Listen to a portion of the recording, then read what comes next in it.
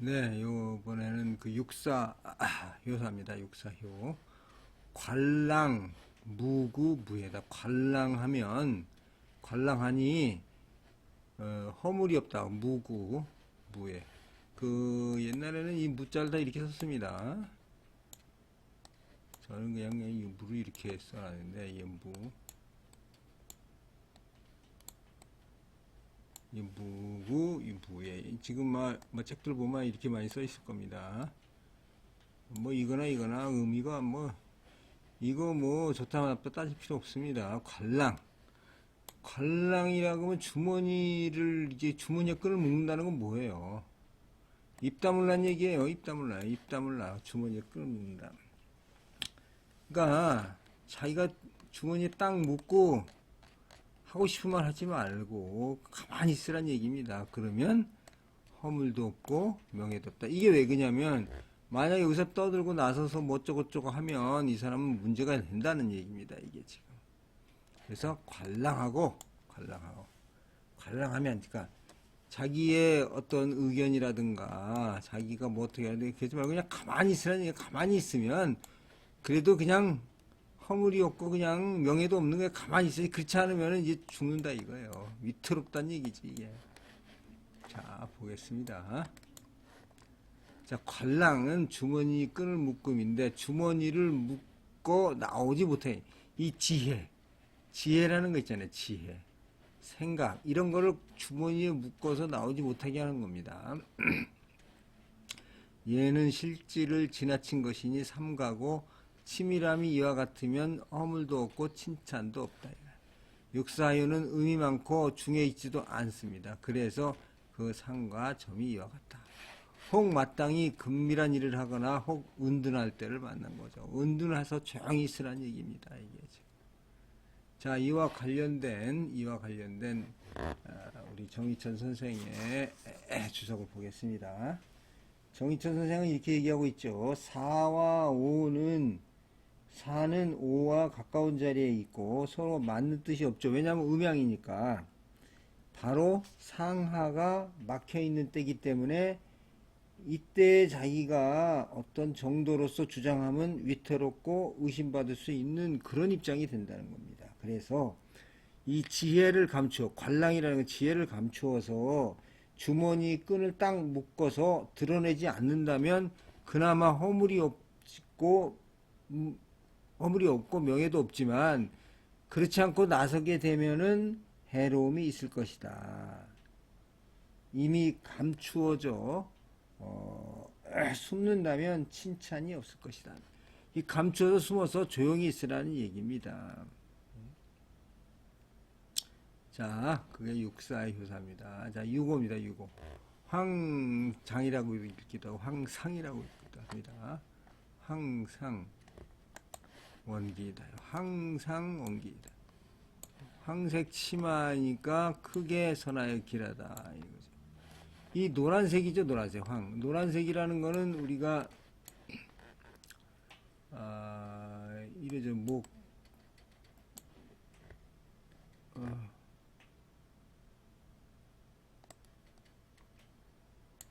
목이죠. 목화, 토, 금, 수 이렇게 돼 있죠. 그래서 수가 남쪽입니다. 남쪽이면서 수는 검은색. 목은 동쪽이면서 뭡니까? 마우스가 문제가 있습니다. 목은 동쪽이면서 청색입니다. 청색. 화는 남쪽이면서 빨간색입니다. 금은 서쪽이면서 백색입니다.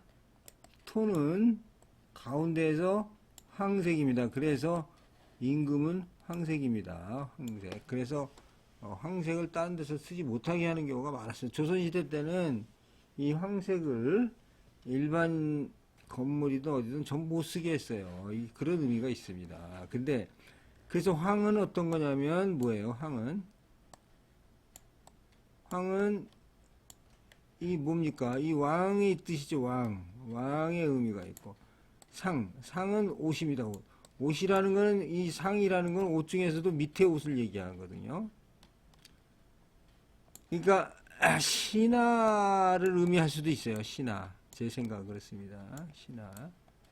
그래서 왕과 신하가 잘 어울린 걸 황상이라고 하면은 왕과 신하가 잘 어울리니 원길이다. 크게 길하다. 이렇게 크게 원하고 길하다. 이렇게 나온 거죠. 원길. 자, 보겠습니다.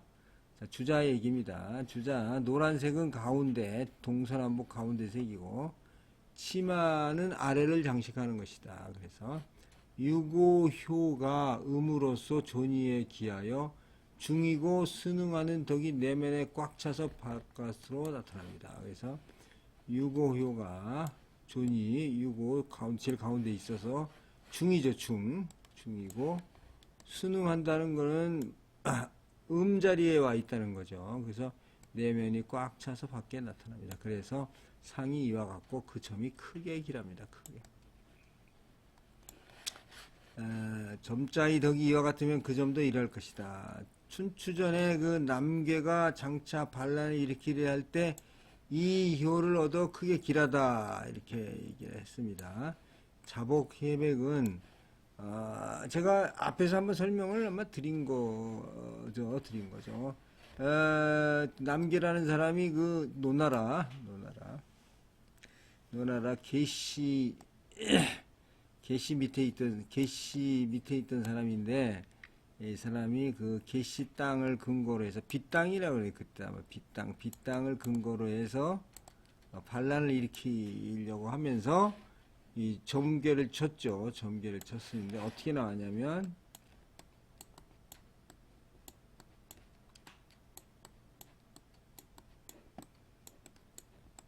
공깨가 나왔습니다. 공깨가 나왔는데 변깨가 뭐가 나왔냐면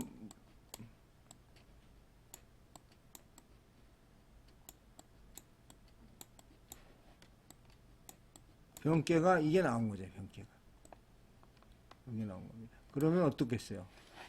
요걸 보는 거죠. 요거를 요효를 보는 겁니다. 요효를. 요효가 뭐예요? 황상원길 나온 거. 황상원길. 그 점이 크게 길하다 이렇게 나오는 거죠. 자, 이렇게 점을 치면 이게 곤지 수지 빗개죠. 곤지 빗개 이렇게 설명합니다. 이게 곤지 비가 나왔다 이렇게 설명을 합니다. 요 비가 요게 유고가 바뀐 겁니다. 그래서 유고가 뜬 건데 그래서 이제 자복해백한테 갔어요. 남계가 자복해백한테 가서 자복해백이 하는 얘기가 뭐냐면 충신의 일이라면 이건 그때 그 당시에 그 유명한 스승입니다. 유명한 학자인데 이게 나왔으니까 남계가 자기랑 같이 이제 했으면 좋겠다라는 식으로 이제 반란을 꾀하려고 이제 점도 좋게 나왔다고 한 거죠. 갔더니 충신의 일이라면 좋지만 그렇지 않으면 반드시 패한다는 거죠. 밖은 강하고 안은 온순한 것이 충이고 화로서 정을 따름이 신입니다. 그래서 항상 원길이라고 하였지만 황은 가운데 색이고 치마는 아래를 꾸미며 원은 선의 몰이다. 따라서 중이 불충하면 그 색을 얻지 못하고 아랫사람이 따르지 않으면 꾸미지 못한다. 좋은 일이 아니면 그 끝을 얻지 못할 것이다.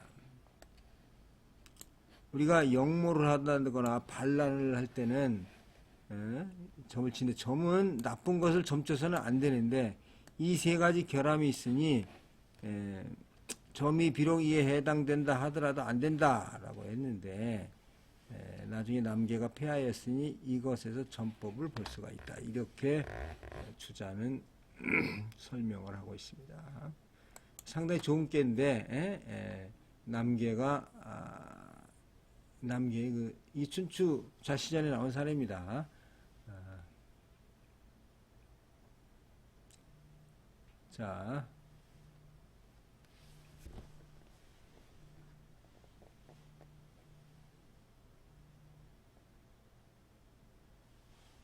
자, 곤께 유고요는 황장 원길이라고 하는데 이는 중의도가 위대함을 말한 것입니다. 세상 사람들이 중요하다 하면서도 이해하지 못하기 때문에 강조한 것입니다. 요임금이나 순임금 그리고 우임금이 세성이니 서로 제의를 물려주고 받으면서 강조한 말입니다. 황상원길, 중도가 더 큰 것이 없다.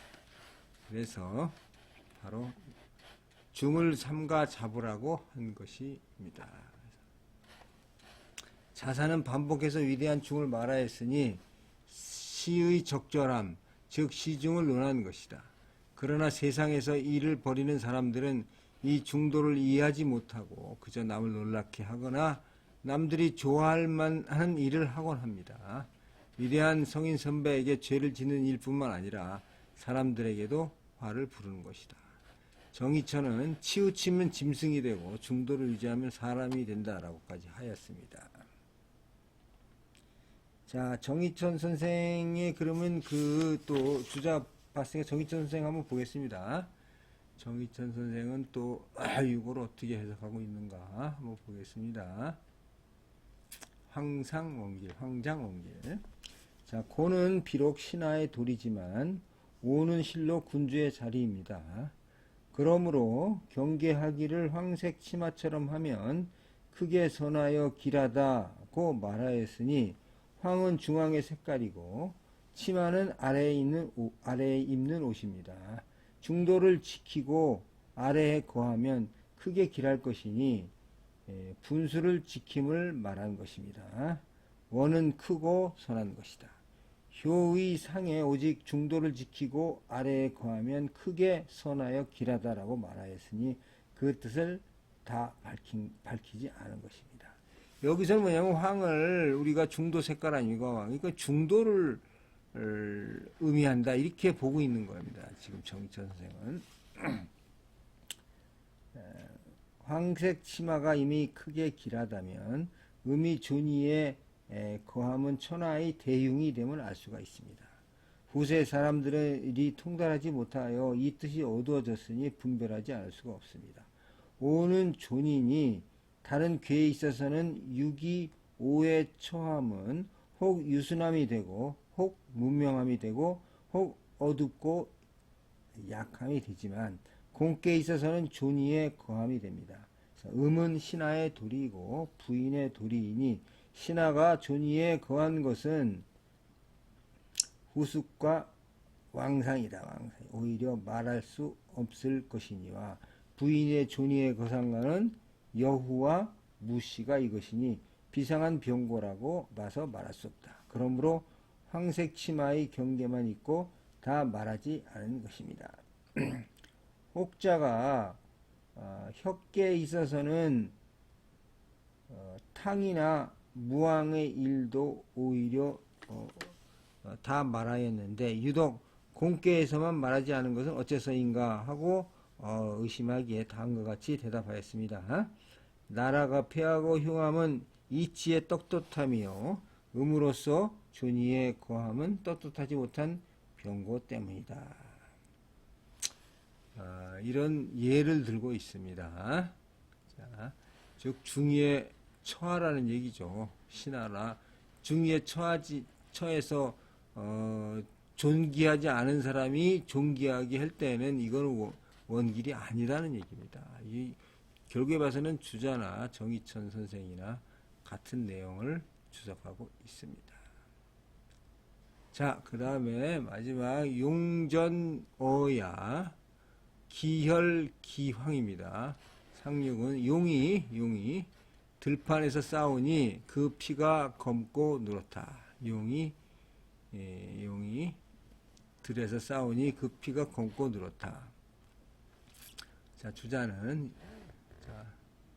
들에서 용이 싸우니까 피가 검고 여섯 번째 올라가면 음이 크게 되면 극에 달아요. 그 건께서는 항용유해라고 그랬죠. 그 용이 높이 올라가니까 후회가 있다 이렇게 얘기했는데 여기서는 용전오해 하니까 기혈현황이다 이거죠. 그 피가 검고 늘었다. 그래서 양은과 다툼이 이르러 둘이 모두 패하고 다치니 그 상이 이와 같다. 그래서 점치는 자가 이와 같으면 흉함을 알 수 있다 이렇게 얘기를 하고 있습니다.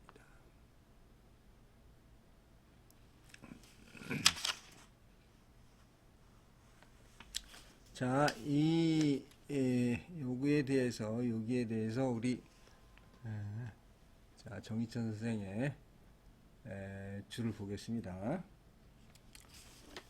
음은 양을 따르는 자인데 성함이 지극하면 항거하여 다툰다. 그래서 육이 이미 극에 있으니 다시 나아가 그치지 않으면 반드시 양과 싸울 것이다.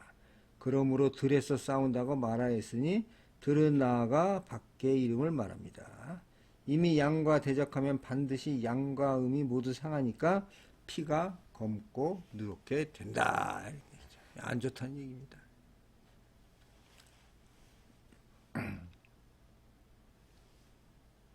자, 그 다음에 여기에 이제 건깨와 공깨만 있는 용육교사입니다. 용육교사라는 거는 이게 지금 다 바뀌었을 경우에 이게 다 바뀌면은 어떻게 되면 건깨로 바뀌는 거죠. 그래서 이영경이다. 이영경. 영구하게 고든도리를 지킴이 이롭다. 이 원형이정하고 똑같은 말입니다. 이제 지금. 자, 주자의 해석을 보겠습니다. 용육교는 음을 얻은 자는 모두 육을 쓰고 팔을 사용하지 아님을 말했으니 역시 마찬가지입니다. 이게는 순음이면서 처음에 머물렀습니다. 그래서 이것을 밝힌 것이니 이 괴를 만나 육효가 모두 변한 자는 그 점이 이와 같습니다. 음이고 유로서 굳게 지키지 못하는데 변화의 양이 되면 오랫동안 고든도리를 지킬 것이다. 그래서 점치는 자에게 오랫동안 고든 도리를 지킴이 이롭다라고 경계하였으니 건깨의 괴사에서 나오는 원형이정의 이정과 똑같다. 곤으로부터 변화에 건이 된다. 그래서 원형에는 충분히 못하다. 이렇게 되는데, 자, 여기서 이제 이게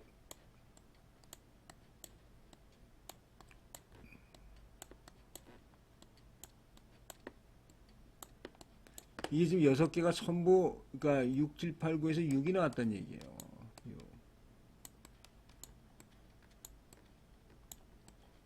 6이 나오는 거 쉽지 않죠. 6이 나오니까 다 바뀌어버리는 거예요, 이렇게. 곤지, 건깨로 바뀝니다. 곤지, 건. 굉장히 힘든 괴죠, 이게. 굉장히 힘든 괴인데, 그러나 굉장히 좋은 괴죠, 이게. 건깨로. 그러니까 자기가 신분 상승이라든가, 우리가 자기가, 그렇잖아, 자기가 자기 인생에 뭔가 큰 브레이크 포인트가 있어가지고 신분 상승이 된다거나, 이게 이제 그냥 땅에 있다가 용으로 나는 거죠. 그러니까 등용문에 들어갔다 이렇게 볼 수도 있는 그런 상황이 되는 겁니다. 이 상황은 굉장히 좋은 괴다 이렇게 보여집니다. 자, 제 해석입니다. 이건 제가 또 여기서 첨가했습니다. 용육은 점쳐서 나온 괴가 모두 노음인 경우입니다. 결국 건깨 원형 이정으로 해석하는 것입니다. 그래서 이형정입니다. 이는 결국 건곤이 함께라는 것과 같습니다. 그래서 왕부지는 건곤 병진설 이렇게 주장하고 있죠. 건깨가 변하면 공깨가 되고 공깨가 변하면 건깨가 됩니다. 곤이라는 것은 두 번 그려진 건입니다. 건이란 한 번 그려진 곤이라. 곤이 두 번 그려진 건이라는 것은 건도 위에 별도의 곤도가 있다는 것이 아닙니다. 물론 건은 위대하다라고 하고 있고 곤은 지극하다라고 하고 있지만 이는 바로 군주와 신하를 가르는 것이고 윗사람과 아랫사람을 나누는 것이다. 공깨는 효사에서 곱고 반듯하고 크다라고 했습니다. 위대한 마침이라고도 했고 이 곤 역시 위대하지 않은 적이 없습니다. 건곤은 실은 하나입니다. 건곤은 하나다. 저는 그렇게 생각합니다. 건곤은 하나다.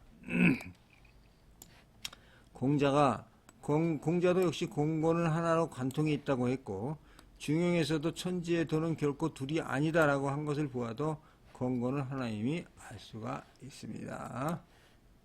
자, 땅의 형체는 아래에 있어서 그 형세가 하늘을 계승하니까 이에 하늘을 순하게 따릅니다. 이는 자연스럽게 이어져 있는 것입니다. 건곤이 비록 안 하지만 하늘은 지극히 커서 통하지 않는 것이 없습니다. 그렇기 때문에 건깨의 단전에서는 하늘을 통한다라고 한 것입니다. 땅은 하늘 속에 있습니다. 그 형세가 낮아서 하늘을 따르는데, 그렇기 때문에 공깨의 단전에서 이에 하늘을 공손하게 잇는다라고 한 것입니다. 이로써 건건의 도가 바로 하루다 이렇게 밝혀진 것이다 이렇게 생각합니다. 자, 여기까지 주자본이 주역본이 곤깨 두 번째 시간 마치도록 하겠습니다. 다음 시간에는 둔깨입니다. 둔깨. 자, 감사합니다.